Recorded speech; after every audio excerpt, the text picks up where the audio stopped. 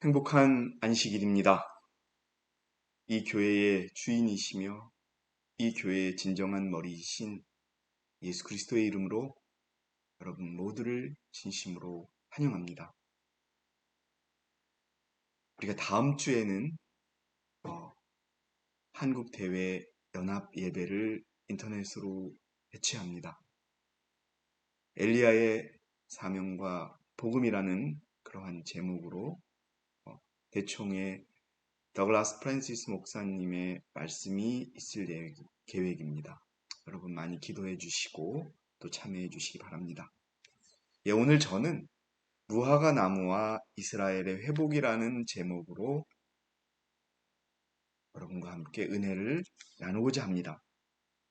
자, 무화과 나무는 성경에 여러 차례 나옵니다. 그래서 성경의 3대 나무를 보면은요, 무화과 나무가 있고요, 올리브 나무가 있고 포도나무가 있습니다.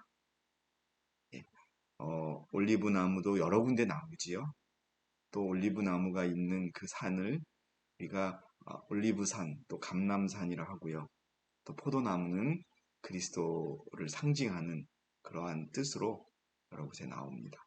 오늘은 이 성경의 3대 나무 중에서 무화과 나무에 관한 이야기를 드리는 것입니다.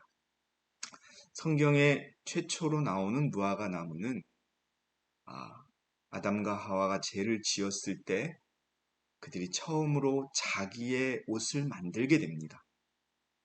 그게 성경에 처음으로 나오는 무화과 나무인데요.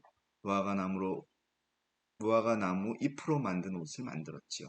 창세기 3장 7절에 보니까 그러자 그들의 눈이 둘 다 열려 그들은 자기들이 벌거벗은 줄 알고 무화과 나무 잎을 엮어 자기들의 치마를 만들더라.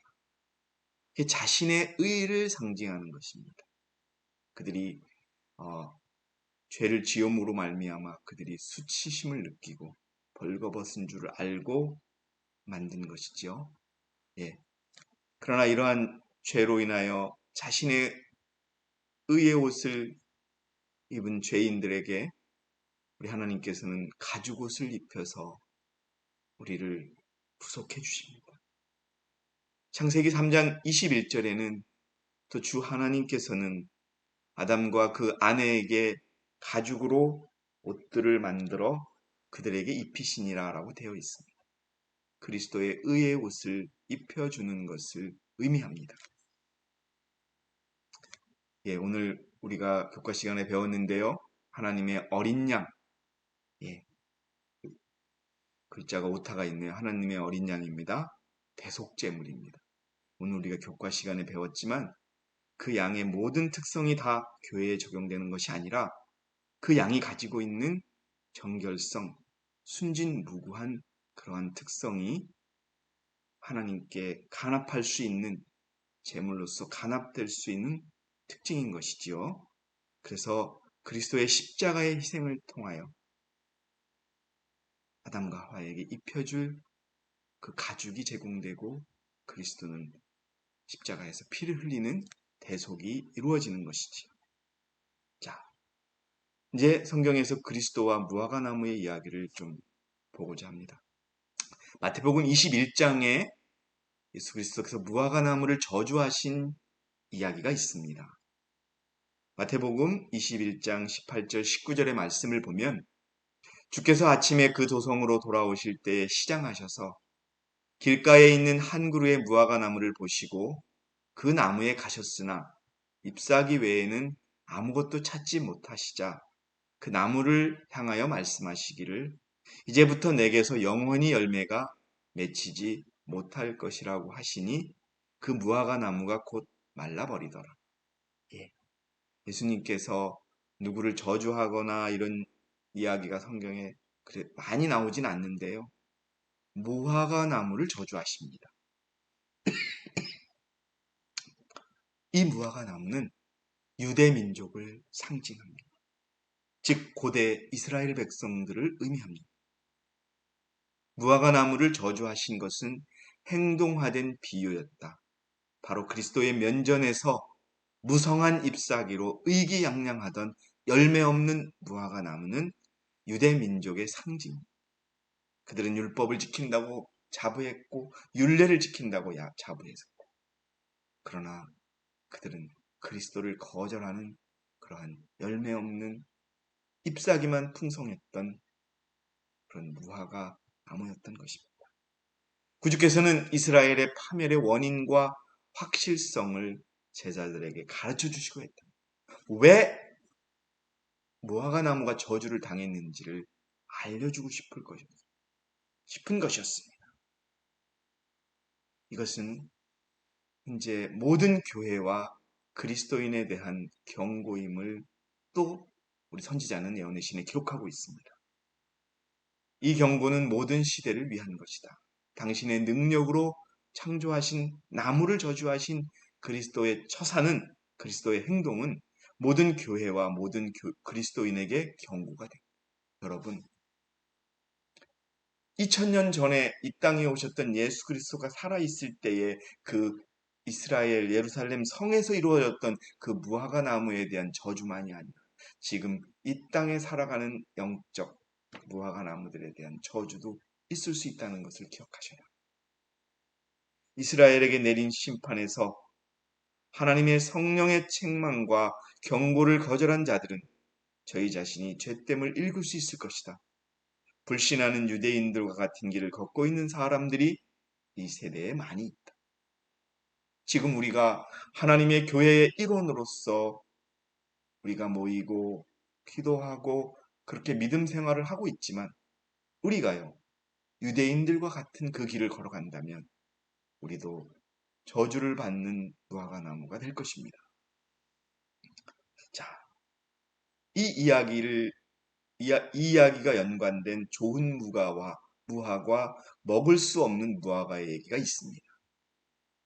구약으로 돌아갑니다. 예레미야서 24장 1절 2절에는 좋은 무화과와 아주 형편없는 무화과가 있다고 말씀하십니다. 느부갓네살 왕의 입을 통하여 하나님이 말씀하시고 계시는데요. 바벨론의 느부갓네살 왕이 유다의 여호야킴 왕의 아들 여코냐와 유다의 고관들을 목공들과 대장장이들과 함께 예루살렘으로부터 사로잡아 바벨론으로 데려온 후에, 이제 포로로 잡아온 후에 주께서 내게 보여주셨으니 하며 이야기합니다. 보라, 무화과 두 강주리가 주의 성전 앞에 놓여 있더라. 한 강주리에는 처음 익은 무화과 같은 아주 좋은 무화과가 있고, 다른 광주리에는 아주 형편없는 무화과가 있어 너무 나빠서 먹을 수가 없더라.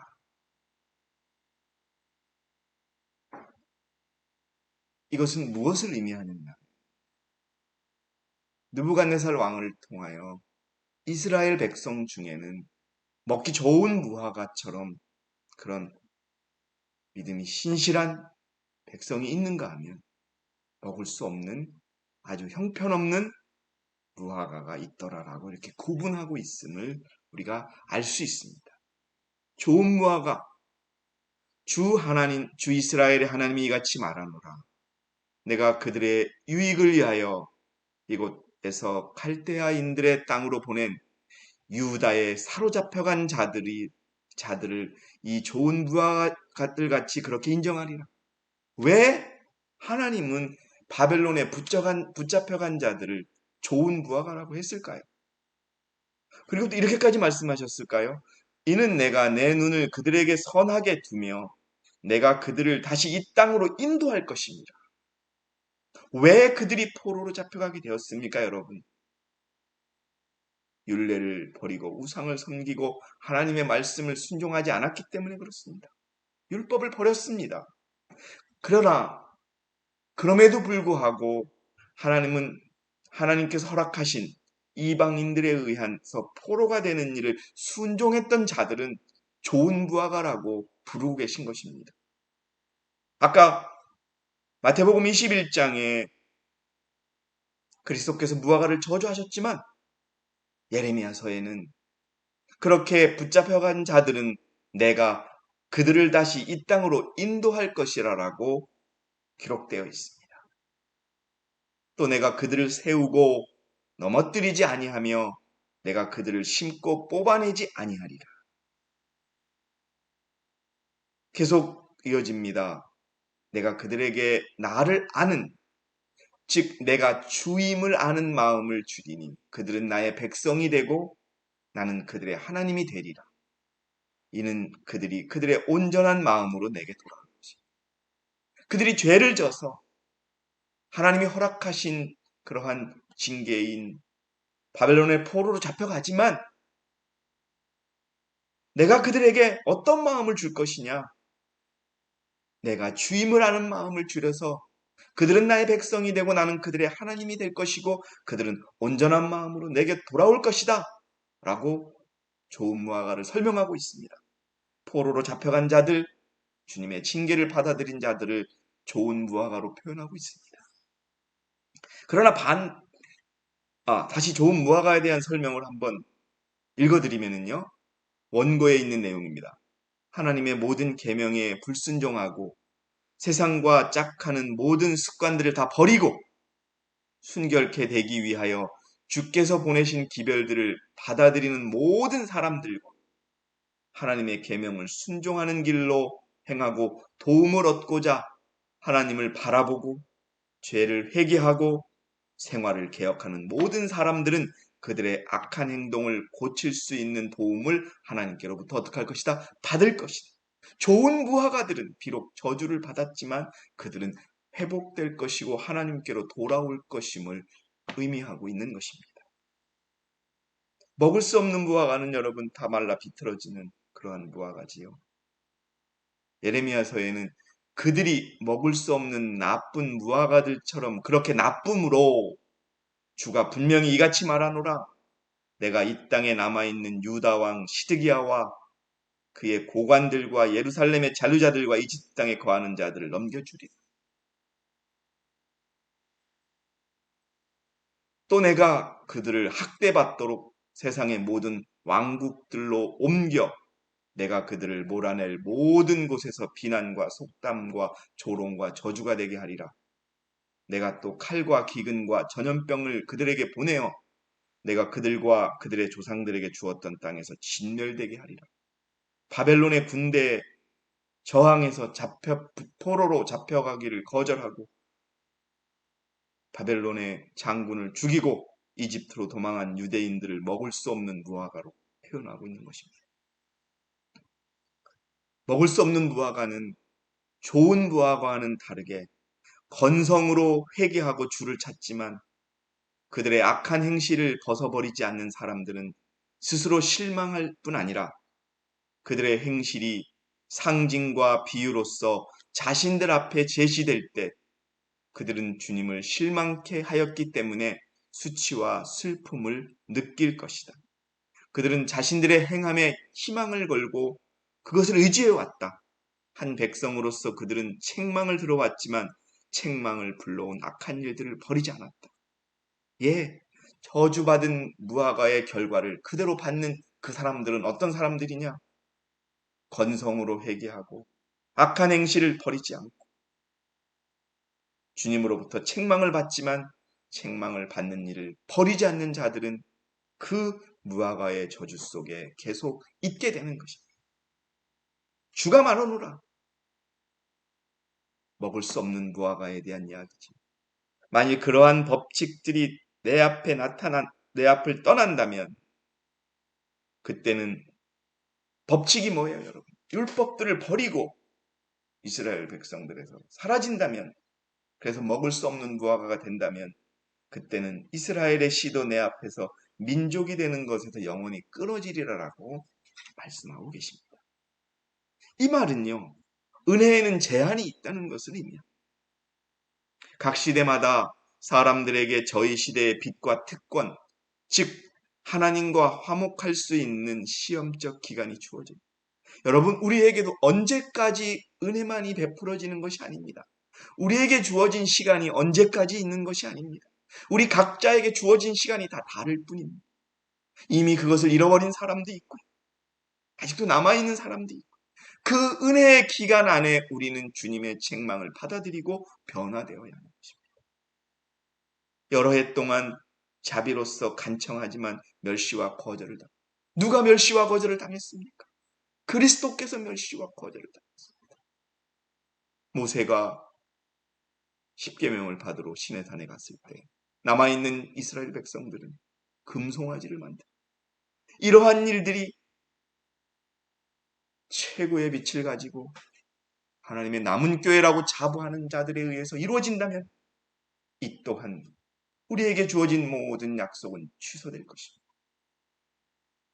그러나 마지막 자비의 탄원을 할 때가 온다. 마음이 매우 굳어지게 되어 성령의 감화에 응답하기를 그친다. 그때 상냥하고 애고 있는 음성이 죄인에게 더 이상 간청하지 않으며 책망과 경고도 그친다. 기억하시기 바랍니다.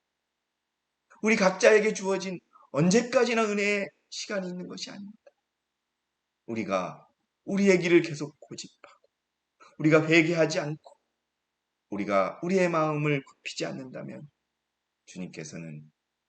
주님께서 저주하신 말라버린 무화과의 저주를 받는 그러한 주체가 될 것입니다.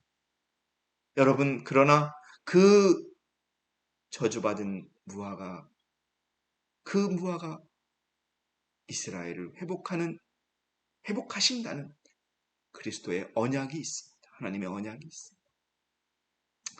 마태복음 28장에 보면요, 무화과 나무 가지가 유연해지고 잎이 나오면 여름이 가까운 줄 너희가 아나니 이와 같이 너희도 이 모든 것을 보면 그 일이 가까이 곧 문들 앞에 이른 줄 알라. 예, 말세가 가까우고 주님이 가까이 오는 날이 가까이 왔다는 걸 깨달으라, 이런 내용이지요. 그러나 더 중요한 것은 여러분, 바로 그때 이스라엘의 회복이 있게 된다는 것입니다. 무화과 나무 가지가 유연해지고 잎이 나오면 이게 아마 여름이 시작하게 된 초여름쯤에 그렇게 된다는 것이죠.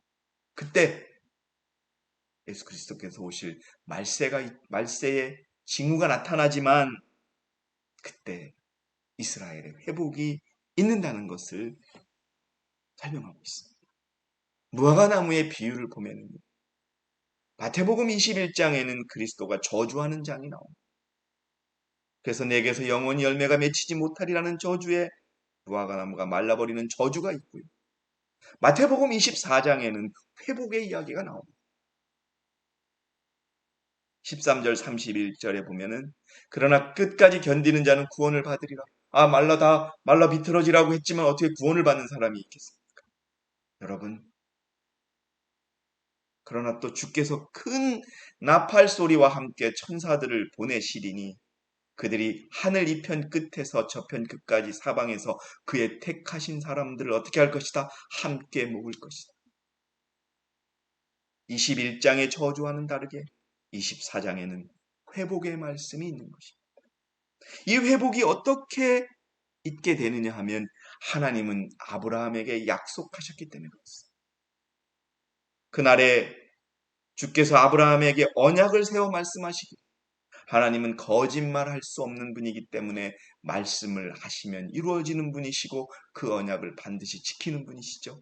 지켜야 되시는 분이시고, 내가 이 땅을 이집트 강에서부터 큰 강 유프라테스까지 내 씨에게 주었어. 켄인들과 크니스인들과 칸못인들과 히딘들과 프리스인들과 르파인들과 아모리인들과 카나안인들과 기르가스인들과 여부스인들의 땅이라 하신 가나안을 너희에게 주겠다는 회복의 언약이 있었던 것입니다. 그래서 이스라엘은 회복되게 되는 것입니다. 육적 이스라엘의 회복이 있었고 영적 이스라엘의 회복이 있게 되는 것입니다. 이사야서 54장 5절 7절에 너를 지으신 분이 내 남편이니 만군의 주가 그의 이름이며 너의 구속주 이스라엘의 거룩한 분이라. 그가 온 땅의 하나님이라 칭함을 받으리라. 잠시 동안 내가 너를 버렸으나 큰 자비로 내가 너를 모을 것이니라. 하나님의 남은 백성들을 모은다는 뜻입니다. 회복시키신다는 뜻입니다. 말라기 3장 6절에 나는 주임으로 변경하지 않으니 그러므로 너희 야곱의 아들들은 소멸되지 아니하노라. 비록 예수 그리스도께서 무화과나무를 저주하셨죠. 열매 없는 무화과나무를 저주하신 것입니다. 열매 없었던 이스라엘을 저주하셨던 것입니다. 그러나 야곱의 아들들은 믿음을 지켰고 열매를 맺게 되는 그러한 사람이 되는 것입니다. 이스라엘의 회복의 조건과 실제에 대해서 보도록 하겠습니다. 회복의 조건은 무엇이냐? 열매가 맺히는 것입니다. 바벨론의 포로로 붙잡혀갔던 70만 명의 포로들 중에 그들은 그 포로 생활을 하면서 그들의 마음속에 하나님을 사모하는 마음을 가졌고 예루살렘 성전이 무너졌다는 이야기를 들었을 때 울면서 그것을 회복해야겠다는 마음이 생겼고 결국 그들은 돌아와 성전을 세우는 그러한 일들을 하지. 그것처럼 회복의 조건은 열매가 있어야 한다. 내가 주 너의 하나님의 계명들을 준수하고 그분의 길에서 행하면 주께서는 내게 맹세하신 대로 뭐예요? 아브라함에게 약속하신 대로 너를 자신에게 거룩한 백성으로 세우리라. 여러분 우리도 마찬가지입니다. 그래서 이스라엘의 회복을 설명하고 있는 성경 구절이 이사야 11장 11절 12절의 말씀. 그날에는 주께서 다시 두 번째로 손을 펴서 남아있는 그의 백성의 남은 자를 회복시켜. 뭐예요? 그의 백성을 회복시키는 게 아닙니다. 두 번째로 손을 펴사 남아있는 그의 백성의 남은 자들을 회복시켜서 아시리아와 이집트와 파드로스와 쿠스와 엘람과 시날과 하맛과 바다의 섬들로부터 돌아오게 하실 것이라. 그가 민족들을 위하여 한 깃발을 세우시고 이스라엘의 내쫓긴 자들을 모으시며 땅의 네 모퉁이로부터 유다에 흩어진 자들을 함께 모으시다. 그래서 여러분 두 번째로 손을 펴사 남은 백성을 회복시킨다는 거예요. 남은 자를 회복시킨다는 거예요. 자, 두 번째 손을 편다는 얘기는 첫 번째 손을 펴셨고 두 번째 손을 펴신다는 것을 의미하는 것입니다. 이스라엘의 회복은 두 번의 회복입니다. 첫 번째 회복은 포로의 귀환입니다. 육적인 회복이었죠. 두 번째 회복은 영적 이스라엘의 회복을 의미하는 것입니다. 첫 번째 회복은 포로의 귀환이었습니다. 느헤미야서 1장에 보니까 내가 주께 간구하오니 주께서 주의 종 모세에게 명하여 말씀하시기를 만일 너희가 범죄하면 내가 너희를 민족들 가운데 흩어버릴 것이요 만일 너희가 내게로 돌이켜 내 계명들을 지키고 그것들을 행하면 너희 가운데 하늘의 맨 끝까지 쫓겨난 자가 있다 할지라도 내가 그들을 거기서 불러 모아 내가 내 이름을 두려고 선정한 장소로 그들을 데려오리라. 그들이 어디입니까? 그들을 어디로 데려오시겠다? 그들을 포로로부터 석방시켜서 귀환하게 해서 예루살렘 성으로 데려오게 하시겠다는 첫 번째 회복의 약속이 포로를 귀환시키겠다. 두 번째 회복은 율법의 회복을 의미하는 것입니다. 이사야 54장에 나와 있는 화이 주석을 보면은요.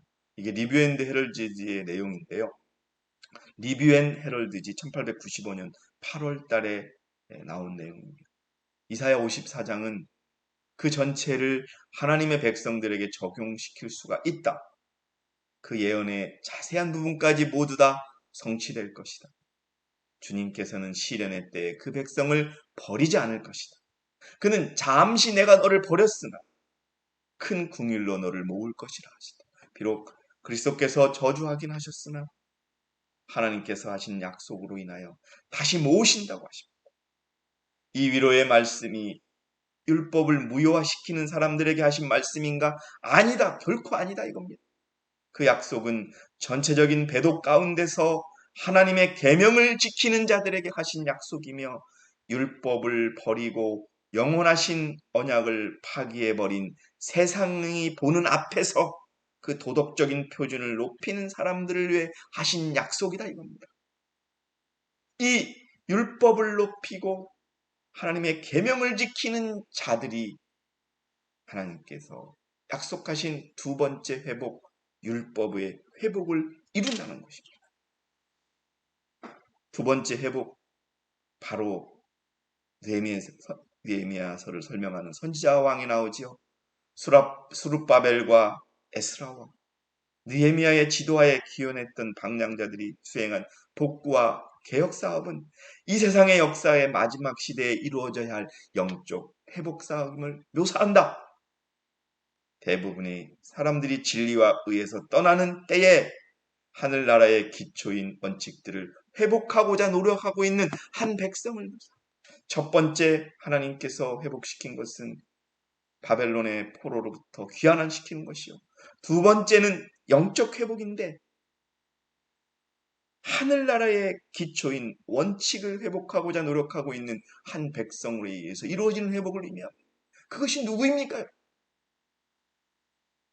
그 일을 수행했던 천사가 있었습니다. 그 천사가 힘을 잃은 거예요. 셋째 천사의 기별을 선포하는 일에 열성이었던 많은 사람.